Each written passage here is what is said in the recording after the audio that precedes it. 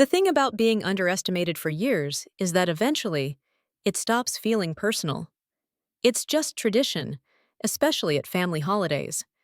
At least, that's what I told myself as I walked up the long gravel driveway to my aunt's farmhouse in upstate Vermont, where we always held Thanksgiving. I'm Elise Harding, though to my family, I'm just Ellie, the artsy one who never quite lived up to the Harding name. I'm 39 now, and the wool coat I wore was custom from Milan. But it was gray, understated, deliberately forgettable. No need to startle the flock. Not yet. Well, look who remembered where we live. My cousin Blake leaned against the porch railing, his smirk as smug as ever. Ellie, the Etsy queen, he added, to a round of chuckles. I smiled politely, thinking of the Q4 reports waiting on my desk back in the city. They had no idea what kind of bombshell today would bring. Inside, it was the usual roll call. Aunt Lydia dishing out critiques like gravy, my brother Michael bragging about his finance job, Blake and his sister Kara both still working for the family lumber business like it was a royal lineage. Lise, really? Hi. Aunt Lydia wrinkled her nose. That coat looks like something from a rummage bin. Don't you run a little shop or something? Still selling secondhand scarves? Kara chimed in, sipping cider like it was champagne. Before I could respond, my assistant Mia walked in from the kitchen, carrying a tray of hors d'oeuvres. Blake raised an eyebrow. Who's she? My assistant, I said. A pause. An awkward silence. You have an assistant? Kara asked, genuinely confused. Mia set the tray down and handed me my phone. Mr. Harding, your legal team just confirmed the acquisition. You now own full rights to the Harding Timberland brand name. Dead silence. Blake paled. I took a sip of wine. Oh, right. I forgot to mention. I bought the company. Happy Thanksgiving. At success, I thought, taking a sip of Pinot Noir to hide the smirk tugging at my lips. The so-called Harding way had driven their legacy straight into a ditch. While they were busy promoting cousins and clinging to outdated strategies, I'd built an empire quietly, brick by digital brick. Speaking of success, Kara piped up, practically vibrating in her seat. Wait until you hear our big news. We're expanding, she announced, her voice practically echoing off the rustic dining room beams. Harding Timberland is opening 3 new plants next year. Uncle Henry is even floating the idea of going public. I nearly choked on my wine. They were planning an expansion? When I knew from court filings that their contractors hadn't been paid in 90 days? When a lien had just been filed on their central mill? That's ambitious, I said mildly. Of course you wouldn't understand, Uncle Henry added, not even bothering to mask the condescension. Business strategy isn't exactly your thing, Ellie. It takes more than flipping handbags online to run a real company. Laughter rippled through the room. Yes. Ellie, the family eccentric. The one who walked away from Harding Timberland 7 years ago when they'd offered her a starting position in the warehouse. To learn the ropes, they'd said. Remember when she suggested we explore e-commerce? Blake smirked. She said the market was shifting, or when she wanted to invest in that luxury resale platform. Kara chimed in. What was it called? Eclipse something? Eclipse Luxury Group, I replied softly. That's it? Kara snorted. God, imagine if we'd listened to her. We'd probably be bankrupt by now, Blake added with a grin. My phone buzzed once in my pocket. I didn't need to check. I already knew. The Harding Timberland bankruptcy filing had hit the wire. Right on schedule. Dinner's ready, Aunt Lydia called, ushering everyone toward the long farmhouse table. We filed in, name cards marking our assigned seats. R, of course, sat beside Uncle Henry at the head. I was tucked down by the fireplace between Cousin Todd and Great-Aunt Ruth. Almost in exile. So, Elise, Aunt Lydia said, ladling out stuffing, have you considered looking for a real job? I hear the post office is hiring. Another round of laughter. I speared a piece of turkey, remembering the day I'd submitted a full modernization proposal, backed by my MBA thesis and 2 years of logistics experience, and Uncle Henry had skimmed it, then folded his hands. The warehouse will be good for you, he'd said. And now? Now the warehouse belonged to me. Teach you humility, Uncle Henry had said, the day I turned down their offer to work the warehouse floor. Instead, I'd walked away. I sold my small block of Harding Timberland shares back to the family for a fraction of their supposed value, shares that would be worth less than kindling by morning. With that cash, I invested in a rising but obscure luxury resale platform called Eclipse. Today, Eclipse Luxury Group owns 30 designer boutiques, 6 thriving online platforms, and, as of this morning, its first full-scale manufacturing subsidiary. I set down my fork and looked around the table. Actually, I've been meaning to talk to you all about business. My mother groaned softly. Not this again, Elise. Yes, Kara scoffed. Because your last great business tip worked out so well. Didn't that Eclipse company you loved get bought out or something? It did, I replied with a small nod. See, she said, turning to Uncle Henry with triumph in her voice. Thank God we didn't listen to her. My phone buzzed again. This time I pulled it from my coat pocket and tapped the screen, making sure they all saw it. Everything okay? My father asked, irritated. Trouble with your little side hustle? No, I said, setting my phone down beside my plate. Just confirming that Harding Timberland's bankruptcy has been approved by the court. Silence. Kara's fork slipped from her fingers and clinked onto her plate. What did you just say? Uncle Henry asked, his voice suddenly small. Your bankruptcy filing, I said, calmly buttering a roll. Chapter 11. Just approved. Though with your current liabilities, I imagine it'll be converted to Chapter 7 by next quarter. That's not possible, Blake said, panic rising in his voice. How would you even know that? I smiled. Oh, I didn't tell you? I reached slowly into the modest handbag they'd all dismissed when I arrived. The one they assumed was a knockoff. Eclipsed was acquired by Morgan Holdings. I paused, then laid the final card on the table. And Morgan Holdings is mine. The silence was deafening. My father's face had gone ghostly pale. Kara looked like she'd swallowed glass. You're lying, Uncle Henry croaked. This is a joke. It's not, I said, pulling a manila folder from my bag and laying it in the center of the table. Here's the debt purchase agreement.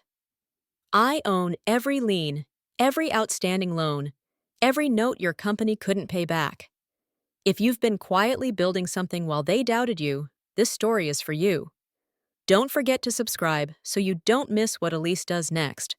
Because the best part of the reckoning is still to come. Would you like to see it? I asked, my voice calm, almost amused. I slid the folder open and spread the documents across the linen tablecloth, right between the cranberry sauce and the gravy boat, the bankruptcy filing, the debt purchase agreements, the creditor ledger. This one's my favorite. I tapped a page with my neatly manicured finger. A list of your outstanding obligations. I looked directly at Uncle Henry.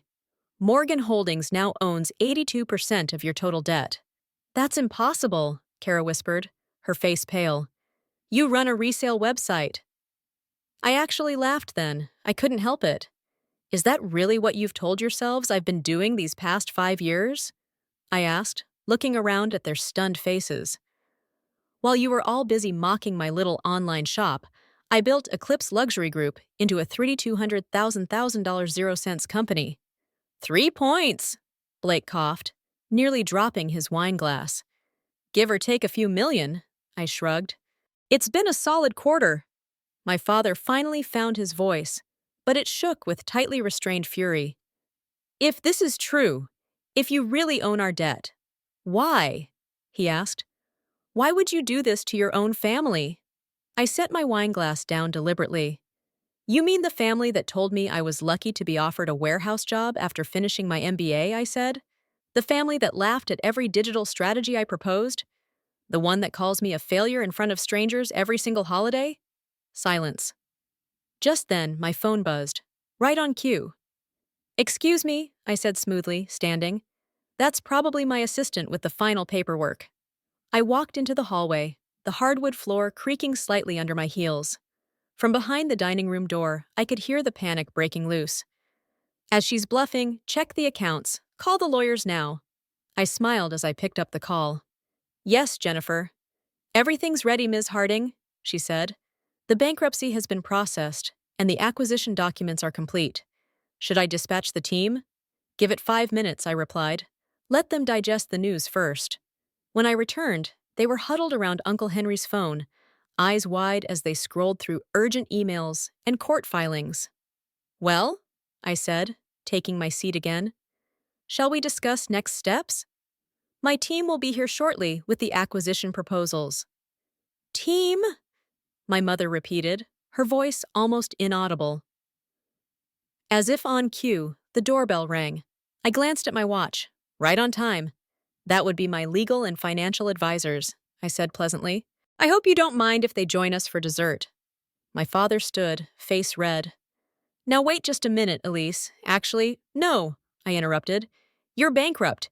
You've defaulted on $142,000 in loans, loans that I now control. So you have exactly two choices. Work with me on an orderly restructuring and sale, I said evenly.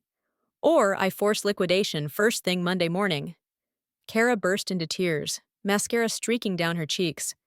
But the expansion plans, the new mills, were never going to happen. I finished for her. Harding Timberland has been insolvent for months. Did any of you actually read the financial reports? Or were you too busy handing out titles and planning cocktail parties to notice you were bleeding cash? At that moment, Jennifer entered with the rest of my team. 3 attorneys and 2 financial advisors, all in sleek navy suits, each holding a leather briefcase. The contrast between their calm professionalism and my family's stunned expressions was, frankly, delicious. Ms. Harding, one of the attorneys, greeted me with a polite nod. Shall we begin? Please, I said, motioning toward the dessert plates my mother had just laid out. Help yourselves to some pumpkin pie while we work.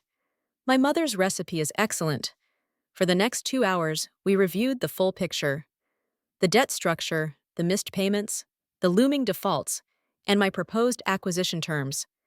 I'd spent almost a year preparing this, quietly acquiring their debt through various shell companies, waiting as they ignored the warning signs and doubled down on bad decisions. This is thorough, Uncle Henry finally said, reluctantly flipping through the restructuring binder. Unlike some people, I replied with a hint of a smile, I actually understand business strategy. By the time we were done, Harding Timberland was no longer theirs in anything but name, and even that would soon change. I'd offered terms that were generous, given the circumstances. But no one at that table was left uncertain about who controlled the future now. As my team packed up their documents, I stood and addressed the room. Mo, I said. Kara, Blake, Todd, your positions are being eliminated. Please clear out your offices by Monday. You're firing us, Cairo shrieked. We're your family. No, I replied coolly. I'm firing underqualified managers who are promoted through nepotism. But if it helps, I hear the post office is hiring. I smoothed the front of my simple gray dress, plain by choice, a symbol of restraint, not lack. Thank you for dinner, Mom, I said. The turkey was excellent, even if we didn't quite get to dessert. Elise! My father's voice cracked as I turned to leave. Was all of this just revenge? I looked back at the table, at the stunned faces, the half-eaten food, the folder still lying open like a wound. No, Dad, I said.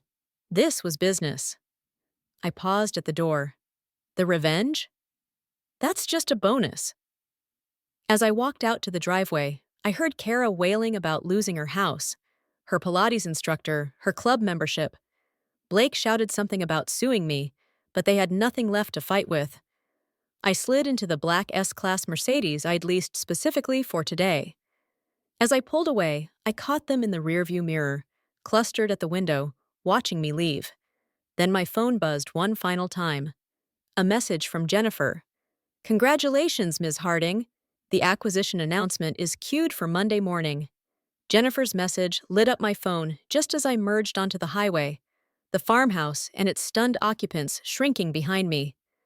I smiled as I imagined how different next Thanksgiving would be. Would they still call me the family embarrassment when I owned their company? Would they still smirk about my little online thing when they were all sending out resumes? Somehow I doubted it. 1 week later, Harding Timberland was officially renamed Eclipse Manufacturing, now the latest addition to the Eclipse Luxury Group portfolio. I preserved the company's original tree ring logo, designed decades ago by my grandfather, but added one subtle change: a small eclipse symbol nestled into the roots. A quiet, permanent reminder that the family failure had eclipsed them all. Kara eventually found a job at a local department store. Not Walmart, but not far off. Blake and Todd left Vermont entirely, their reputations scorched by the collapse. Last I heard, Blake was managing inventory in Arizona. Uncle Henry retired, in silence, his legacy replaced by a footnote in the acquisition documents. My father called once. About a month later, he left a voicemail. It began with, "I was wrong about you," and ended with, "Would you consider bringing me on as a consultant?" I had my assistant reply with the same polite rejection letter we use for all unsuccessful applicants. That Thanksgiving, I didn't return to the farmhouse. I was in Milan closing another deal. Too busy running my empire, including the company that had once defined my family's pride. But I did send a card, one to each of them, embossed with the Eclipse Manufacturing logo. Inside, a short note: "Thankful for all the lessons you taught me about real business. Hope you're enjoying your real jobs. Sometimes success is the best revenge. Sometimes the one that they laughed at becomes the one they answer to. And sometimes karma wears heels and arrives with a side of pumpkin pie." If you've ever been the one they whispered about at family gatherings, the one dismissed, overlooked, or underestimated, then you know what it feels like to carry silent ambition in a room full of loud egos. I didn't fight back with shouting matches or dramatic exits. I built quietly, steadily, behind the scenes. And now, I stand not in spite of their doubt, but because of it. If my story resonated with you, I'd love to hear from you. Leave a comment below, share your own story. Tell me, when did you stop waiting for their approval and start writing your own ending? To everyone watching this who feels stuck at the bottom of someone else's ladder, let me say this: you don't have to climb their ladder. You can build your own. You can fail in private, succeed in silence, and return only when you're ready to walk in as the one who owns the building. You don't owe anyone your process, only your results. And when those results speak for themselves, let them. If you believe in second chances, silence, strength, and poetic justice, subscribe. Not just for me, but for every story like mine. Because we are many. And our voices matter. Not all success is loud. Some of it sounds like a quiet knock on a boardroom door. Some of it tastes like cold turkey and warm revenge. And sometimes, success means finally hearing your own voice over everyone else's. Thank you for listening to mine. Let's keep this conversation going, because no one gets to define your worth but you.